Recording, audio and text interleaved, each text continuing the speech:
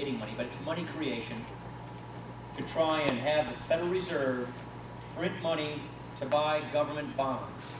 So we're already having our federal government on the right hand print dollars to on the left hand buy our bonds. So we're printing our money to buy our own debt. And that's what they're doing. And they claim that the reason they're doing that is to keep interest rates low to help the economy. The problem with that is you're playing with fire. You're playing with inflation.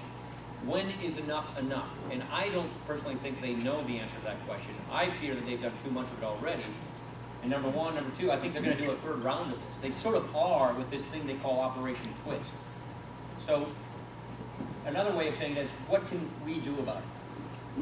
I have authored legislation over and over to sort of trim the job description of the Federal Reserve, to get the Federal Reserve out of the business of trying to micromanage and tinker with our money supply like this, because they're flirting with inflation, and have them focused on what I call a single mandate: price stability, maintaining our dollar as a standard value, a constant value.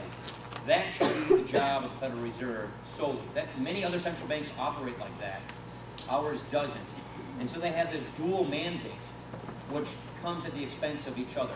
They have a short-term employment mandate, which is really the power of fiscal policy, and they're doing so at the expense of keeping our currency as a reliable store of value. The other thing is, we don't really know what they do. They operate in a very opaque, very non-transparent way.